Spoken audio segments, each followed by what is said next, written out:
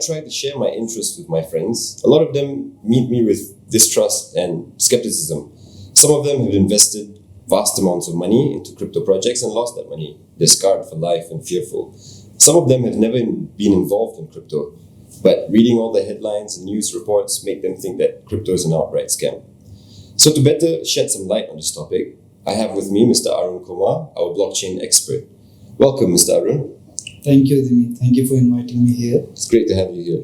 And I agree with your words. Blockchain is the future. It is the future, isn't it? So, I think the source of this mistrust and skepticism is a lack of authoritative information out there. Are there any authoritative sources of information that people can go and study before they go and invest in the project or get involved in crypto? Yeah, there are. Before going to that part, I would highlight one major issue with cryptocurrencies or the people coming to know about cryptocurrencies and blockchain. Their first point of contact is a token. Like when people talk about blockchain, it's generally about Bitcoin, Ethereum. Yeah. Okay. And most of the people who are unaware about the blockchain technology, they come in touch with the blockchain via some scam token, means some token which has done 1000x's, 10,000%. Yeah. And they come and they invest the money in those scam tokens and they lose money. And that's where the experience goes sour. And they start, they start saying negative things about the blockchain infrastructure itself.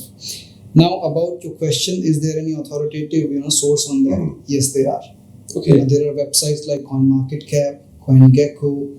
What those websites do, they list the projects. They have entire details about projects. It's token supply, the website, social media links, the market cap, price, everything. You can even track daily, price on those websites. So there are sources. People just need to go, because in blockchain you will listen a word very, frequently. That's called DYOR. Do your own research before you invest. Okay. So because most of the people are in FOMO, fear of missing out on making a gain, they just don't do DYOR and they invest into some token and lose their money. Okay, so it's also, could it be a reason of ignorance on the part of the investors? I mean, usually in a traditional investment, right, you would go, if you wanted to invest in stocks, you would go to the stock exchange and you would trust that they have done their due diligence on the projects that are listed there.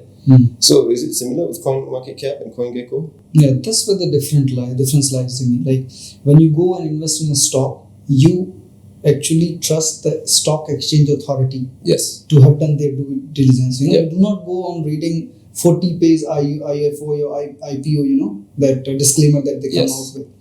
Because average investor is not equipped with that knowledge.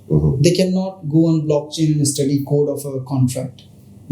So what they do is they rely on unreliable information. They rely on the information passed by their peers or those crypto gurus who know nothing. So that's where standardization, laws and regulations come in play. If you have a certain authority like stock exchange or a certain governing body which makes a certain standard, certain criteria, certain laws which make projects accountable, answerable to its investors, that's where investors can be safeguarded. Okay, and do you think that this can only be achieved by the participation of government, or can it be achieved in any other way?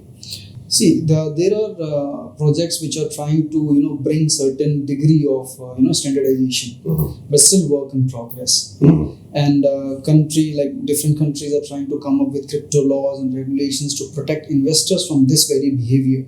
But the process is ongoing. And I think governments lack the knowledge about blockchain themselves, and I think it's really the responsibility of the people who are running this industry to put out that information and that standardization. The experts of the industry, yes. Yeah. So this is exactly what Maalblockchain is trying to achieve. Maalblockchain is a Sharia compliant blockchain based on Sharia principles, and this ensures that it's a fair environment and it complies with Sharia principles. In order to achieve this, Maalblockchain employs an AI algorithm. Right? It's called Al-Muttaqin. So basically, how Al-Mutakin works, if you know about ChatGPT, Yeah, right? It's yeah. been fed with information from the internet up to 2021. So Al-Mutakin has been fed with information based on hundreds and thousands of fatwas that have been passed by Islamic scholars in the past. Interesting. And it uses that to filter projects to ensure that they are Sharia compliant and regulatory compliant.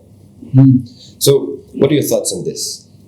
That's what this industry requires actually. The idea that you put forward that an AI which actually has a set criteria, which is being brought from different sources, which guru like fatwa, people who are expert in Islamic finance, they have put together. If that kind of filtering mechanism is within an AI and it can filter the bad ones from good ones, that's what you need. Because as an investor, average investor, Dimi, you go on a platform, you have no information of any sort, you cannot differentiate between good and bad. So you have an AI, a tool, which filters good out from bad and presents you with only good options. That's perfect. That's what we need. And in order to ensure that Al-Mutakin always comes up with the right answer, we have to set a standard for that. Exactly. So what we've done in Maalblockchain is we've employed an Islamic digital asset classification standard. Oh, So only tokens that meet this criteria can be listed on our platform called RAM's Market Cap. Now, RAM's Market Cap is going to bring a paradigm shift to the entire blockchain industry. Whereas certain other information listing sites would just allow any project to be listed, RAM's Market Cap only allows tokens which have been vetted and verified to be listed on RAM's Market Cap. yeah, that sounds like very solution that this industry needs. Because right now, what happens when you go on a coin market cap, CoinGecko, any Tom, Dick and Harry can list their projects. Like you, Dimi, you can create your own token, Dimitri token, and you can go and list on CoinMarketCap, and next day you can disappear. There's no accountability. Means they're not holding you accountable for running that project. They're not filtering your project based on certain criteria. So anything goes there. So if you have this technology, like this kind of thing where you're filtering projects and you are safeguarding investors, interest. Perfect. I think that's what this space needs. Well, I'm very excited to see how it turns out, and RAM's Market Cap will be launching later on this year. I'll be keeping my eyes on that. That's great.